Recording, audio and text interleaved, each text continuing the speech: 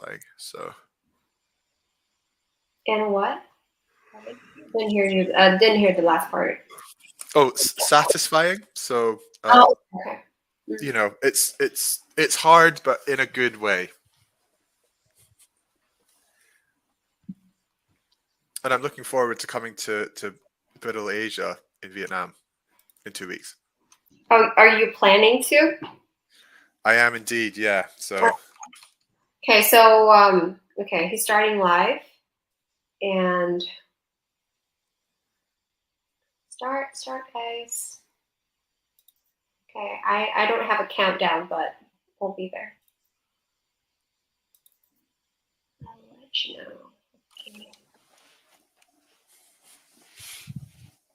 Okay, so we're live, right? Yeah.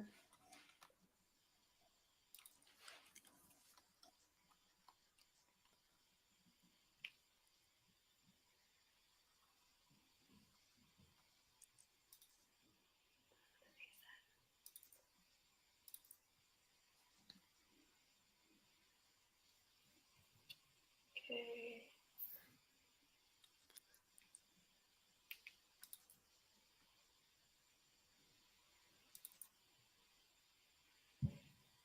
Well.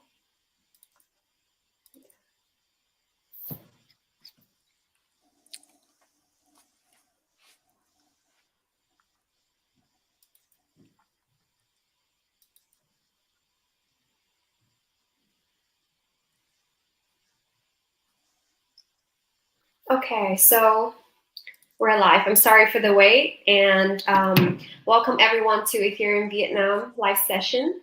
I'm Quay, and we'll take you to explore the world of ZK applications and be the representative of Suchi and ETH community to bring up questions for our special guest speaker.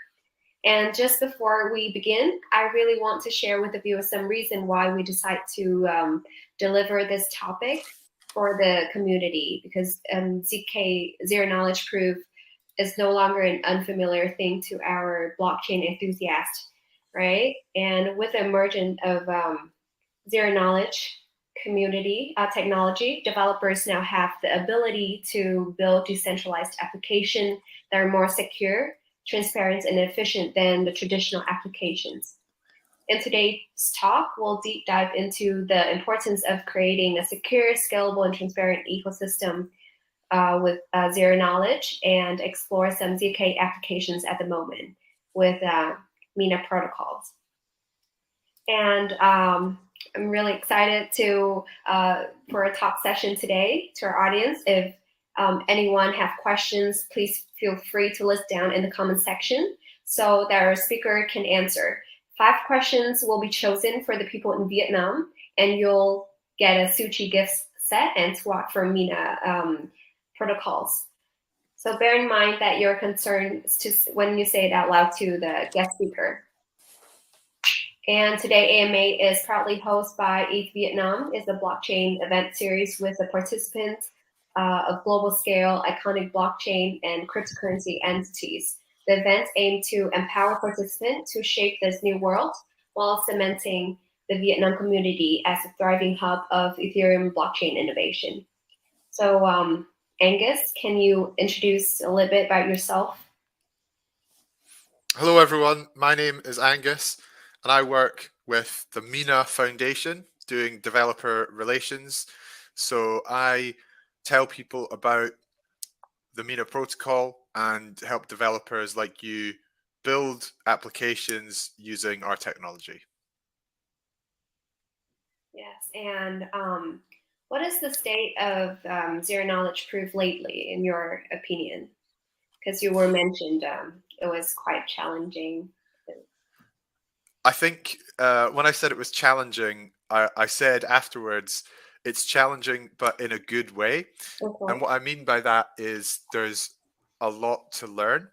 I think there's so much happening right now, especially in the zero knowledge space with blockchains. So to answer your question, the state of zero knowledge at the moment for me is exciting.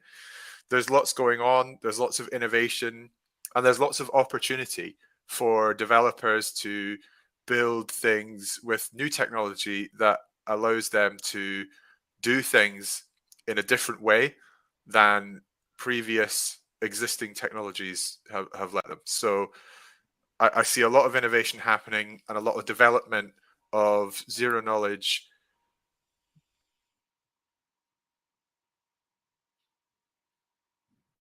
level. So there's a lot of work going into the research into making proof systems more performant and more useful for developers.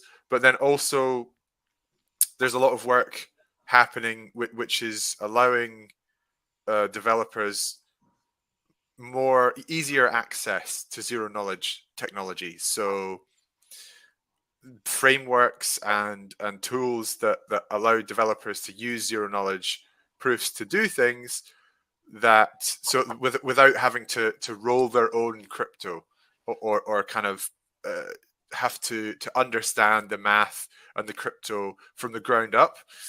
They kind of get building blocks that allow them to use ZKPs in their development.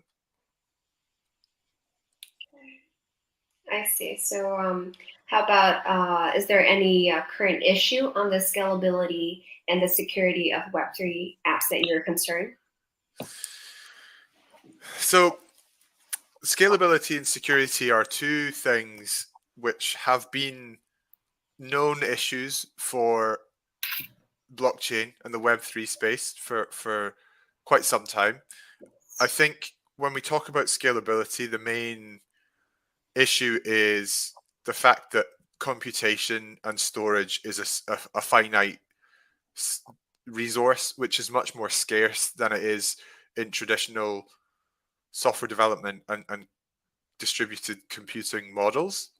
So when we talk about scalability, one of the things that zero knowledge proofs can really help in, the area that ZKPs can help with scalability is kind of the concept of doing rolling things up, so proving computation of transactions or possibly applications, and then using that proof that is created to have a succinct description or validity that you can verify that certain things have happened without putting all that data on the blockchain and without doing the compute on the blockchain. So scalability, because of the fees associated, it's hard to scale blockchain applications at the moment because you have to pay more the more compute you do.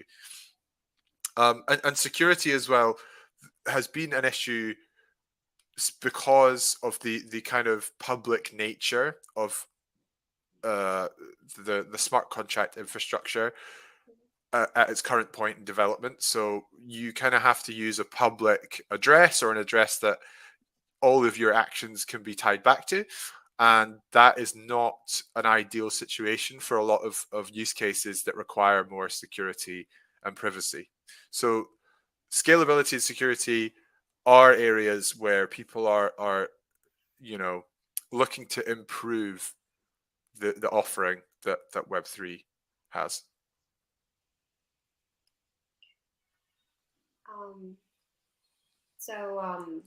It's our pleasure to be on the show with Mina team tonight. So if you're ready, we'll start our first questions. Could you introduce about Mina Protocols to the audience? So the Mina Protocol is a blockchain, a layer 1 blockchain that's built entirely from the ground up using zero knowledge proofs. That means that the blockchain has some slightly different properties from other blockchains that you might be familiar with. And also that kind of can show you that the Mina Foundation is we are committed to really empowering developers with as much zero knowledge programmability as possible. So the Mina L1 is a blockchain that allows people to send and receive Mina tokens, and you can also run a node on the network. There's various different kind of roles that these nodes have. And there's also, you can delegate your, you can stake your tokens and delegate your stake, or do voting to participate in the consensus mechanism of the network, right? What I usually tell, the role that I usually have is telling people about Snarky.js, which is a TypeScript library which allows developers to build ZK apps, so zero knowledge applications. Now, we have it live on testnet at the moment, and there will be a hard fork coming soon where this functionality will be available on the mainnet, and that will allow developers to use the same zero knowledge cryptography technology that powers the whole blockchain network to build their own applications and use it for their own specific use cases. Okay, so that's pretty exciting, but how soon is soon? Like, just curious. Now, that is a good question, and the hard fork is subject to various factors that are unpredictable, I would say. So I can't give a concrete answer. These are things like when the technical specification or details are confirmed for the hard fork, then it will need to be proposed and then passed in a kind of a vote by members of the community and possibly people who run the network, right? And so the exact process for that, I'm not entirely sure about because I'm not a governance expert, but I know that there's quite a lot of moving parts and we can't commit to any firm date at the moment because of that uncertainty. That's really interesting. Anyway, still, but we'll wait for that. Okay, so could you tell us more about Mina implementation of ZK and what's special about it? You were talking a little bit about it, but tell us a little bit more and what's special. Yes. So, as I said, Mina is the Mina protocol is built from the ground up using zero knowledge cryptography. And so there are some researchers who did a lot of work and created their own proof system, which uses a kind of zero knowledge proof called a snark. Now, you may be familiar with this. You may have seen or read about ZK snarks. It stands for succinct, non-interactive argument of knowledge. And so what you can do with a snark is you can prove to someone that you know something without revealing what that something is. Now, the way we usually think about that is by comparing it to a puzzle. For example, if you know Where's Waldo or Where's Wally, as we call it in the UK, it's a game where you have to find something in a map. Now, usually if you just took the map and showed somebody, like pointed to where the character was on the map, Waldo, then they would be able to see that you know where Waldo is, but now they also know where Waldo is. So what we can do with a ZK snark, if you imagine taking a large piece of cardboard, much bigger than the map itself, you cut a Waldo-sized hole, perfectly Waldo-sized hole so you can't see anything else, into that card, and you lay the card over the map. So then you can show the piece of card with the map underneath it to your friend, and the friend can see, right, you know where Waldo is because I can see Waldo, but I can't see anywhere else around where he is, and I can't see where he is in the map. So in that way, you've shown your friend you know where Waldo is without having to point him out on the map. That's what you can do with a zero knowledge proof. So one of the things that makes Mina's implementation of zero knowledge cryptography special is the fact that you can do something called recursion. Okay, so there's actually the recursion layer of the cryptography in the Mina protocol is called pickles, and the pickles snark allows you to take a proof that you've generated and use that as an input for another proof. So you can prove something, someone can then validate that proof, and they can use your valid proof as an input to their proof.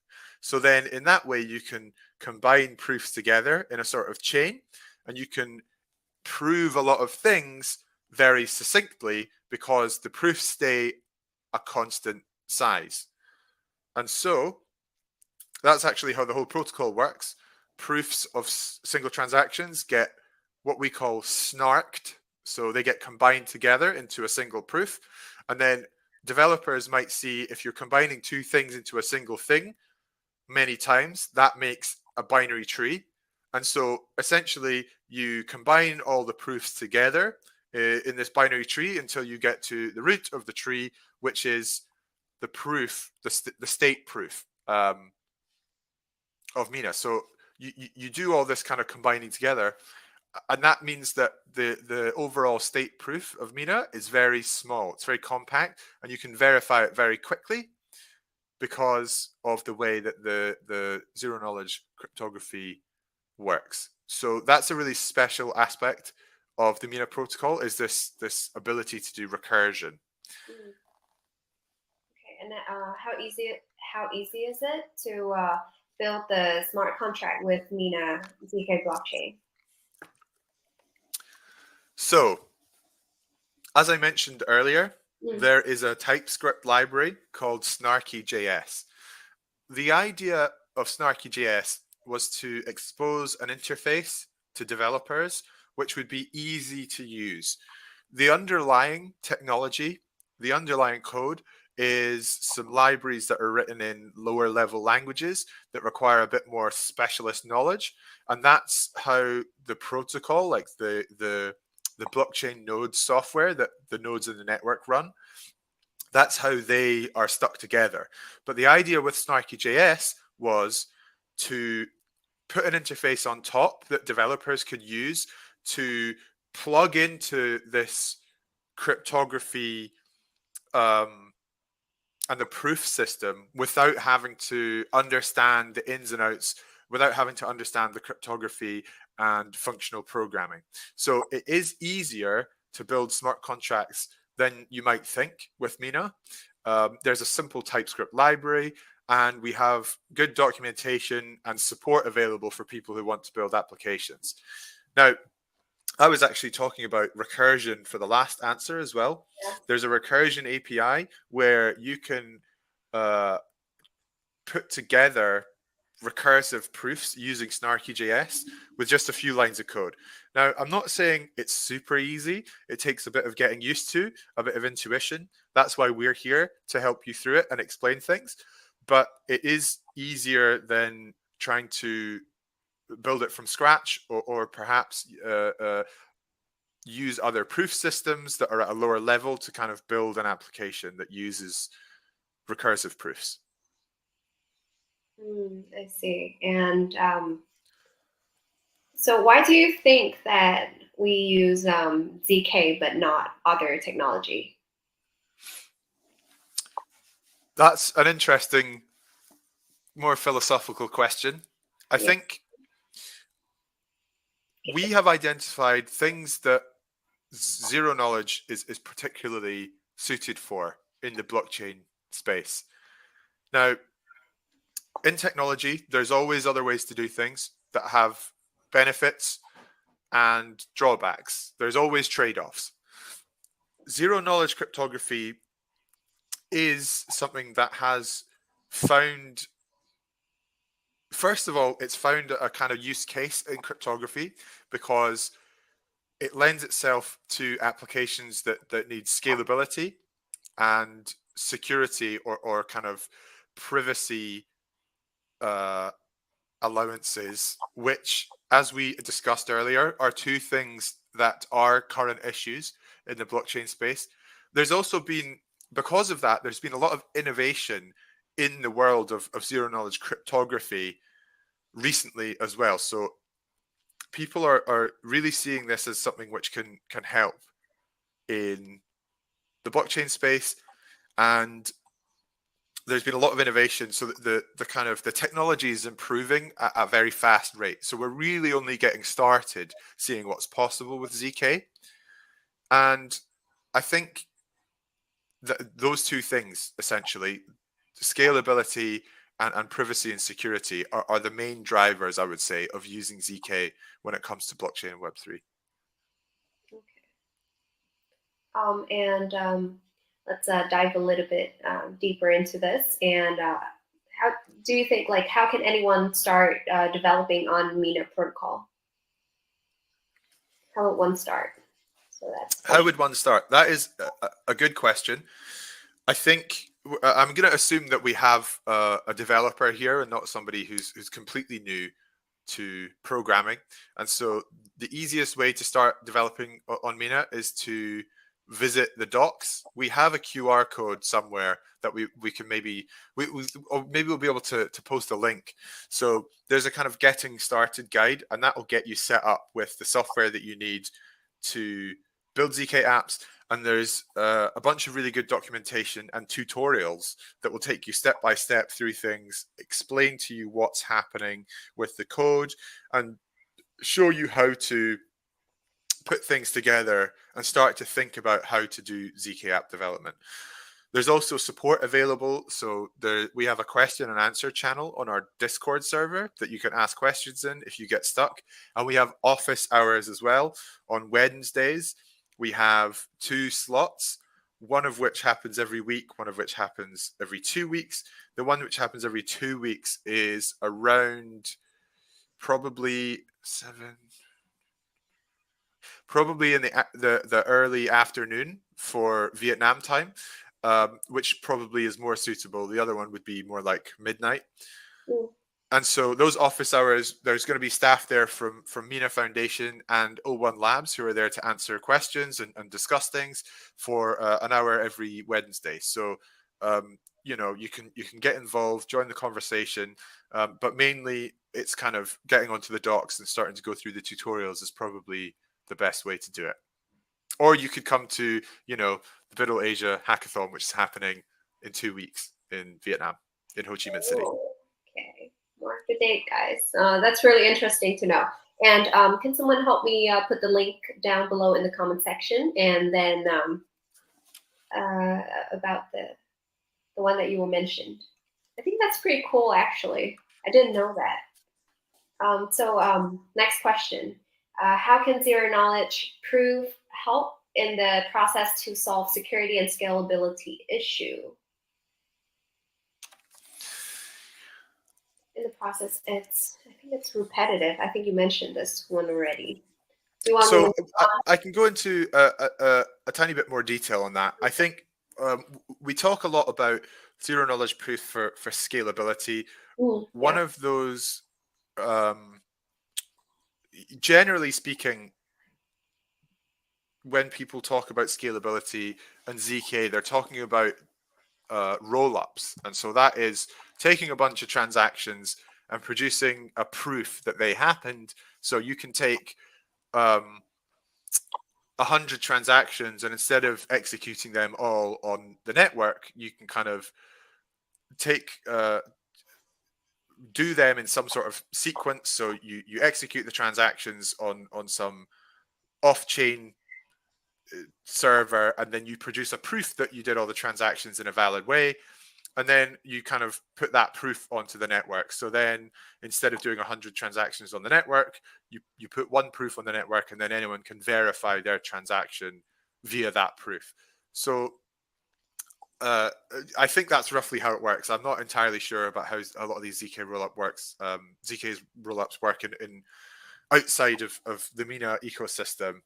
So usually when we talk about scalability, we're talking about compressing things by putting computation into a zero knowledge proof.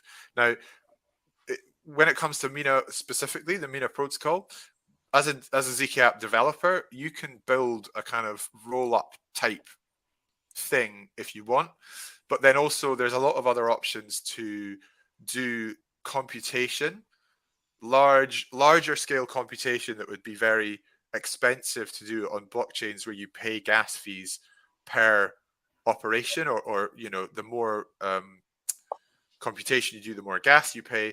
On Mina, all you do is you do the computation off chain, client side, and then you produce a proof that it happened. You upload that proof to the network, and you pay one transaction fee for sending that proof to the network. So in that way, there's no gas fees. The fees don't scale with the computation. So that if you want to scale computation or transaction volume, then you can do it by doing this kind of producing a proof that it happened and just putting that proof onto the network. And when it comes to security, that idea of doing the execution client side can offer developers ways to give their users more privacy or security because they can keep their data client side. So the way that it works is you can specify in your ZK app some inputs which are public and then also some inputs which are private. So the only information which is ever exposed to the public is the kind of the on-chain state that you have for your ZK app, and then the public inputs. So, and I think inputs are private by default. So you basically, you can keep a lot more of the data that you use to generate these proofs private if you choose to. So developers have more flexibility about keeping data private, I would say, if they use zero knowledge proofs, in particular with Snarky.js. So, okay, and since it's designed to scale efficiently and making it an ideal solution for developers, as you mentioned, building a large scale application. And I just want, like, in your opinion, in general, what are some challenges are there still? yes. So, as I said earlier, there are always challenges. We have our share of challenges at the Mina, on the Mina protocol as well. So, one of the challenges that ZK app developers have been facing is how to deal with data availability and kind of state storage. I mentioned there's a small amount of state storage available to developers on chain. It's very, very small though. So you couldn't really store meaningful amounts of data in this state, but there is some state storage available. So we've actually seen some very interesting approaches to that from ZK Ignite, which is a program that we run to kind of help people build stuff using the Mina protocol, help people with funding, but also mentorship, community guidance, and support. So we've seen a couple of interesting approaches, one of which is to basically store data off chain and then link it with this on chain state using Merkle trees, which use basically hash a bunch of data together and produce again this kind of the Merkle root, which is linked to all of this data through the data structure of the Merkle tree. So someone's been working on that, and there's been some great progress. There's also someone working on a kind of more database-like data structure that would also kind of collapse down into this on-chain state storage that you have.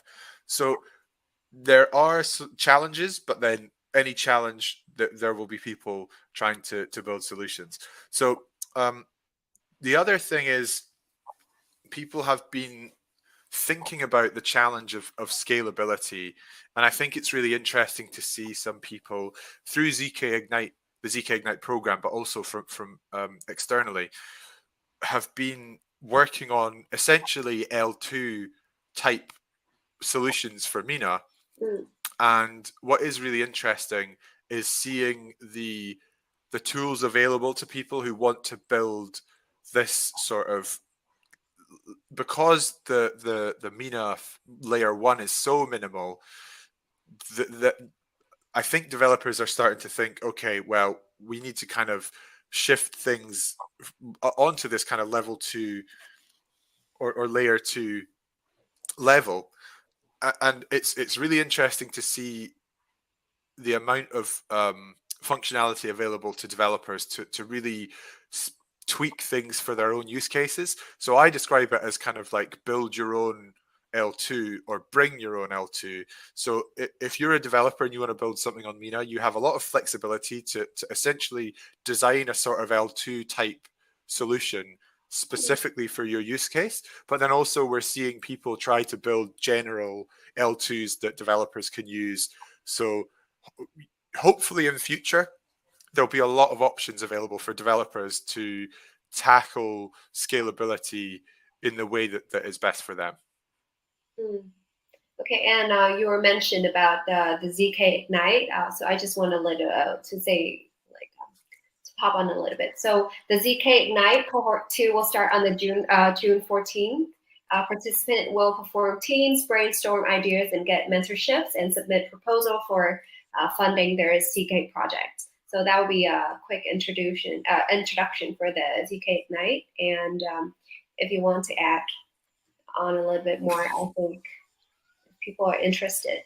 Yes. So ZK Ignite is a great program. It's very community focused. So we really encourage people who are in the program to work together, to form teams, to interact with each other, to support each other, and to learn from each other. Now, so there is financial support available in the form of grants that gets given out on the outcome of a kind of community panel of electors who vote for the projects that they think would be the best to fund. What I would say as well is, and we're going to provide links to these to sign up in the chat and via the community channels for you to go and sign up for this. What I would say is you can sign up. There's 2 weeks until the program starts, but you can sign up and not have any ideas or experience. The program starts, but then there's a kind of brainstorming phase, and there's some kind of activities we do to get people to meet each other and to have a good think and maybe try and generate some ideas. So if you don't have any ideas or you don't have any experience with Snarky.js, you can still sign up for the program, come to the introductory workshops, find out what it's all about. It's not like on the 14th of June, you have to have an idea and be ready to pitch it. So I would say it's a great program, and you should definitely get involved if you're interested. That's really good to know. Thank you for sharing. I didn't expect that one. Okay, so do you still have time for some more questions from the audience? I do Okay, indeed. that's good. So first, thank you for your answer, and we have went through a lot of questions until now, and since I saw quite a bit of questions. Scrolling through the questions right now, and let me choose the first questions. Hang on. What is Mina focusing on developing right now? ZK app, ZK bridge, ZK rollup, ZK Oracle. This is from Hai Chung Hong. So I see that question in the chat. Hello, Hai Chung. What is Mina focusing on developing right now? So there is, as I mentioned, the hard fork, which will enable ZK app functionality on the main Mina network. That is currently the kind of focus for most of the engineering effort that we're doing at present. Sorry, I just dropped my pen. That might be a big, loud clatter. It's interesting that the ZK bridge was mentioned. So there was actually a grant given jointly between a joint grant given by the Ethereum Foundation and the Mina Foundation to a kind of software development company called NIL Foundation, who have done a lot of work on various blockchains, and they are actually building what we are calling the ZK bridge or the Ethereum bridge. And what that will allow developers to do, it's currently in the testing stages. What that will allow developers to do is build a ZK app on Mina. You can run your ZK app, generate a proof, and then you can verify that proof in an EVM smart contract. So then that opens the possibility for developers to build ZK apps where they do a lot of computation, produce a proof using the Mina proof system, and then they can verify that proof on Ethereum or an EVM-based chain. So then you can basically do all the computation you want using in the browser using Snarky.js, and then you would kind of verify that proof on an EVM-based blockchain. So that's really exciting. So that work is ongoing, but not by the Mina Foundation. That's by the NIL Foundation. But then apart from that, there's a lot of things that we have as things we want to work on. There is a roadmap, a multi-year roadmap that's been published recently that we can also link you to in the chat that will set out what the kind of working priorities are. But at the moment, I would say most people are heads down on you know, making sure we're ready for the hard fork. Okay, so next one. How can we keep our DApp security up to date as new threats and vulnerability emerge over time? I think that's a really good one. Now, that is a good question. I suppose there are various services that are available. So you can get your smart contracts audited. You could hire people to try to penetration test your application. I think staying up to date with I think there's a bulletin, right, called CVE, Critical Vulnerabilities and Exploits. So staying up to date with things, vulnerabilities that get discovered is going to be important, and seeing if that relates to your apps. That seems like a good thing, good practice to adopt. And yeah, one of the unfortunate realities is that blockchain apps are targeted by sophisticated, extremely capable hackers, threats, and adversaries because of the fact that, you know, there is currency available sometimes, or a chance to affect, you know, infrastructure which does handle transactions of kind of virtual and digital assets. So I would say it's a difficult question to give a definitive answer to, but, you know, I think always being vigilant and always having security at the forefront of what you do, at the forefront of your mind, is probably, yeah, a good thing to do. And I appreciate the question, so thank you. Okay, thank you. Okay, so hang on, I just want to announce this for the audience. Take a screenshot of your questions and then send it to our Suchi community Twitter account, and then we'll pick 5 lucky audience to give our gift set. And only if you're in Vietnam, though. So sorry. Are you okay for we have 3 more questions? You good? I can do 3 more questions. Yes. So this one is I feel like it's a follow-up for the other one. So since the demand for ZK is on the rise, and there'll be a lot of, you know, like competition in terms of human resource. So how does Mina encounter this problem? And if so, like, how would you think they would tackle it? Sorry, I missed some of that. Could you repeat the question, please? Okay, so since the demand of ZK is on the rise, right? And that said, there will be a lot of competition in terms of human resource.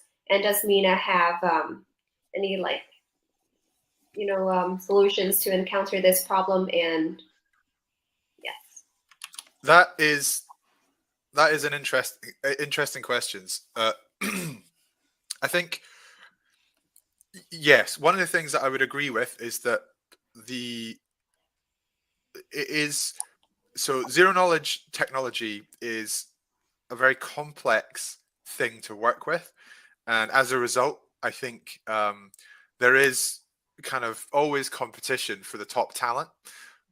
One of the things that we do at the Mina Foundation is really focus on workplace culture, and a lot of companies say people are our most important asset, and we really make sure that we take care of people.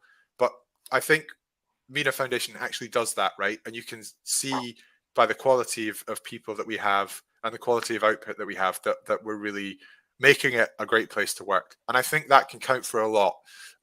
Even if you have all the money in the world and you pay people more than they get elsewhere, people will leave if it's not a great place to work, right? And so I think the number one solution, right, that I'm gonna say is making Mina Foundation a great place to work. So, I mean, you're one example here. I see you very enjoying it. yes, well, I am the kind of person who enjoys it, and I think it's good for me as well. I help to make it a better place to work for people who don't like to speak so much and go and talk to people. I can do all the talking to people, and then they can get their heads down and do the real hardcore stuff, the math and the software development. So I see. Okay, so next one, can you provide some, on the top of your head, provide some example of other blockchain projects that have successfully implemented Zk-based solution? Well, I don't know if it counts. So one of the things I would say is I don't have an in-depth knowledge of a lot of other blockchain protocols or projects, simply because I kind of focus entirely on Mina, right, and trying to help people fix their problems and learning about new developments in the protocol and learning about the math underneath, because it's very, very complicated. So I don't actually know too much. Anyone can stick a ZK sticker on something and say it's ZK. I'm not actually in depth on a lot of other projects, but I think there's certainly other projects which we know have similarities to there's I think Zcash, right, was the electric coin company made Zcash, I think, and they kind of pioneered some of the technology and the uses of certain pieces of cryptography which have kind of influenced the design thinking of Mina, and so that is one project that I can certainly say they kind of implemented some kind of zero knowledge technologies. Okay, I will need to look it up because I haven't heard of it. Sorry, but I just noticed something though. Is that the ears? I've got some see it. cat ears. It was covered. Oh my god, I didn't see it. I think usually the virtual backgrounds try and remove the cat ears, but yeah, it's definitely, I've got the light up cat ear headphones. Wow. So okay. I didn't see that. That's interesting. That's really cool. I just noticed it. Okay. Anyway, so last question. According to his research, this is Luke. Mina blockchain has remained only 22 kilobytes fixed size. And so why 22? And what are the advantages of keeping the block size small? So, okay, first of all, the 22 kilobyte is not the block size. But I can see where the question is coming from. What are the advantages of having this, what we call the succinct blockchain? And also another thing that I would say is that the 22 kilobytes, we've actually improved on that number significantly. So it's now down to 10 or 8 kilobytes, I think. So the whole blockchain isn't in that 8 kilobytes or 22. I'll stick with 22 because that's what has been asked. That's not the whole blockchain, but that is the state proof, right? And I'm not entirely up to date with exactly what happens with it, but I can give you a good overview, which is when I was talking earlier about these transactions that get what we call snarked together, but they get combined into a single proof. So you have transaction proofs that then get combined into proofs all the way up the tree until you get to the top.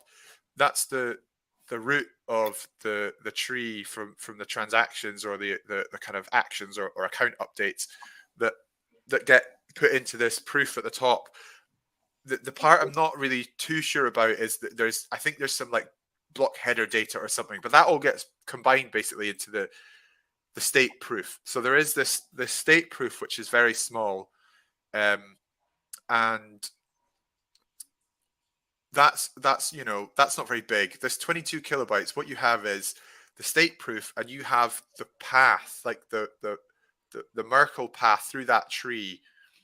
I don't know if it's a Merkle path actually, because I'm not sure if it's a Merkle tree or not, because it's like proofs and not hashes. But basically, you have the path of a single account through that tree. So your account, right? Your Mina account, your Mina wallet, you have the path from your like leaf on that tree all the way up to the state proof. All that you can fit into this few kilobytes, right? And so what that means is you can verify the state of your account up to the latest block in the blockchain with just that few kilobytes. So if you want to run, and this is something that we've actually got as a kind of proof of concept, which is live, called Open Mina. You can actually run a full Mina node that submits transactions to the network in a web browser, because all you need to compare it with other blockchains to spin up nodes, you need to download the entire blockchain and then do a replay, right? I think so. You kind of to sync a node, you have to download the whole history and then replay it all to make sure it's valid. Whereas Mina, you can just verify this single state proof, and if you have the path to that proof in the tree from your account, then you can verify that your account balance is valid. So that's what that 22 kilobytes means. It means that you can verify your account, so you can run a blockchain node with your account on a phone or in a browser with 22 kilobytes. And so the advantages of that are, one, it's kind of more decentralized, for want of a better word, but essentially you as a user, or if you're a developer building a ZK app that you want people to be able to use, you can then build your own kind of node solution or run your own node without having to go to some third party like node or RPC provider, which is kind of become the model in some other places. And that comes with certain drawbacks. So an advantage of keeping that size, the succinct blockchain, is that you can kind of basically run these light nodes, right? And also it means that it's got less like storage requirements, I suppose, as well. Although having said that, there are nodes on the network which keep more storage, but that's not something that you as a user would have to worry about. Okay, so since we went through 5 questions, but I really like this one though. So yeah, let's make it quick, but we can do one more. Sure. Okay. So this is from Kim. What are some potential future advancements or research direction in the field of ZK proof? Do you think, like, potential future advancements? Okay, so that's a very interesting question. I will try to give some thoughts about it, bearing in mind I am not a scholar. I'm not a researcher. I know that there was, so one thing to mention is that I work for the Mina Foundation, and there's also another company called O1 Labs, where a lot of the cryptographers and researchers work on the crypto that gets, that is the foundation, the kind of underlying layer of the Mina protocol. So they actually did an interesting talk recently about something called foreign field arithmetic, which was basically trying to, at the moment, there are a number of different kind of cryptographic building blocks that you can try and stitch together to do something or create a proof system. So one of the things that the O1 Labs people are working on is to get some of these bits and pieces to kind of talk to each other a bit more, and be a bit more interoperable. So I think making things that are more general purpose and interoperable is something that's going to be a very interesting area of research in the coming months and years, because I think the idea of blockchain interoperability is something that we've all been thinking of as something that's going to be really important for the last few years, and zero knowledge really does give a kind of solution to that, in the sense that now you can take a proof from this chain to that chain and then verify it, and that kind of gives you a decentralized kind of assurance of the order in which things have happened. So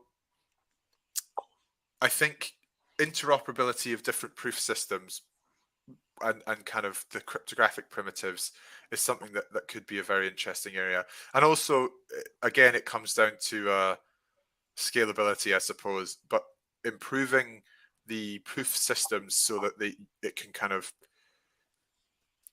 handle more what are called constraints, which is how you kind of build on the lower, like under the hood. When you build a ZK app, there's these things called constraints, and the more constraints you have, the longer it takes for your program to run. So if you can build cryptography that can handle more constraints, then it can kind of improve the performance. So I think that from an optimization perspective, it would be an interesting area for research. Okay, so Kim, thank you for choosing the question, and that was a great question though, Kim, so thank you. Yeah.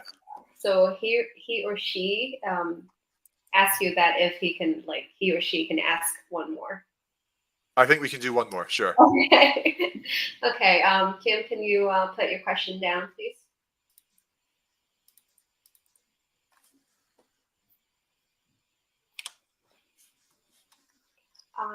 Okay, while waiting,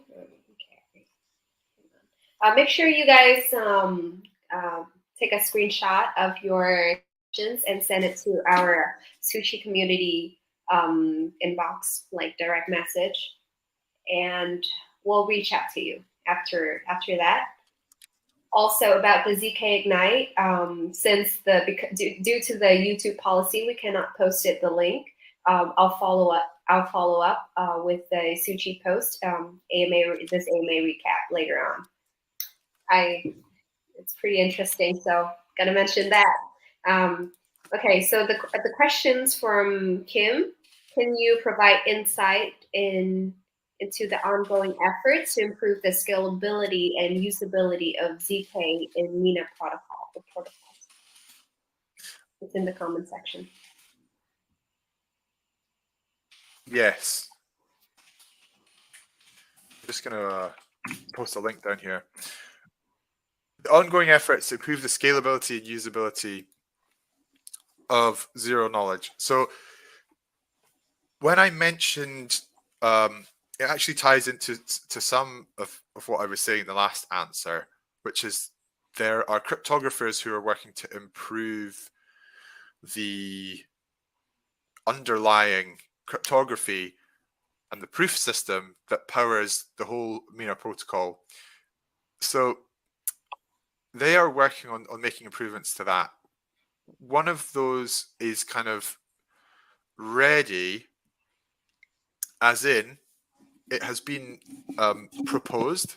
So there's a proposal to implement what we're calling Kimchi, which is a new proof system So I can direct you to a kind of forum post where there's a video of the cryptographer who has been working on it explaining the proof system, and there's some slides as well. And so so the new proof system, Kimchi, that's actually what's going to enable this ZK app functionality. And so the Kimchi proof system, it's live on the Berkeley testnet that we run. So you can try it out now. And from a cryptography perspective, the way that the proof system is constructed, it basically allows this idea of kind of, you can build circuits or ZK apps and run them and produce these proofs, and then they can be verified by the nodes on the network. And so if you change the proof system, then you've got to change the software that the network nodes run so that they can then verify these new proofs. So the Kimchi proof system has been a big step, and that's been the culmination of quite a lot of work to do this kind of ZK app functionality. So that's something which increases, I think the questions were the usability of ZK. So I think from the usability perspective,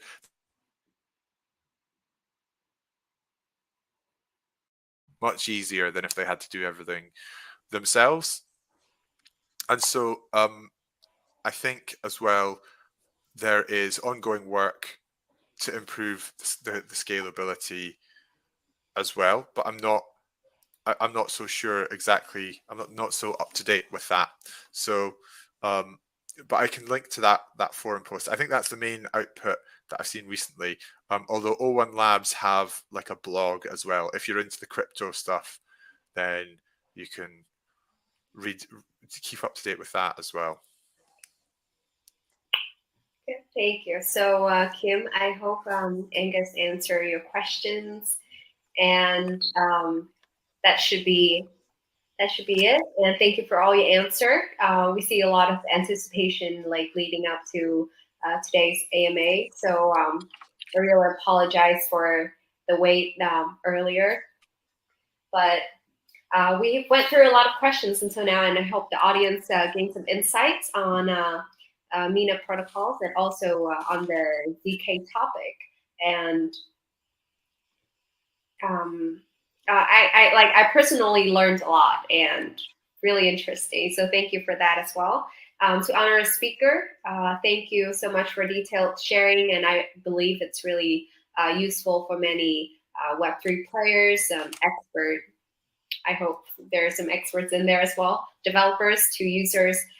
And once again, thank you. Oh, thank you. Okay, we'll bring out more AMA with interesting topic and professionals, potential projects coming up. So stay tuned and follow our social media. So Suchi community and Ethereum Vietnam, as well as Mina for their upcoming hard fork, as well as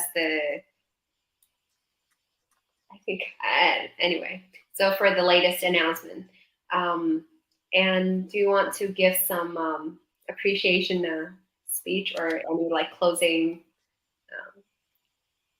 Yes, I would like to say a big thank you to Suchi Blockchain Hub and ETH Vietnam for hosting me. It's been brilliant to tell you all about Mina today, and there's been some really good questions. So thank you everyone for watching and for giving such great questions. You can also follow me on Twitter as well. You can DM me there. I'll post my Twitter into the chat. And that's it really. Apart from that, if you want to find out more, the main things are you should join ZK Ignite, which is a great program. If you want to learn more about Mina, then you can go to the docs, and also on our Discord server, there is a load of people who are really helpful and friendly. And I think, I'm just going to check, I think we actually have a Vietnamese channel on the Discord server. So there's also, as well, there's a Vietnamese Mina community Telegram channel, which you can join. So these are all the places to kind of stay up to date and connect with people in the Mina community. But again, thank you so much for having me. It's been brilliant. Okay, I will.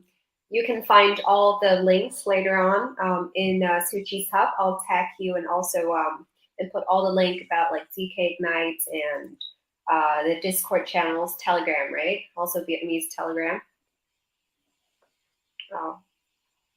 Luke asked, "What is your Twitter?" Okay, Luke. I will tag Agnes later on. Angus, sorry, later on in the recap AMA, or you can just like comment quickly. It's should be good. So thank you guys. I posted it, but I'll post it again. There you go. Okay. Thank you guys. Blockchain beard. Good night. See you again. Also, have a good one because it's not nighttime yet in your place. Anyway. Good night, everyone. Thank you. Yeah, thank you. Bye-bye. Okay, bye-bye.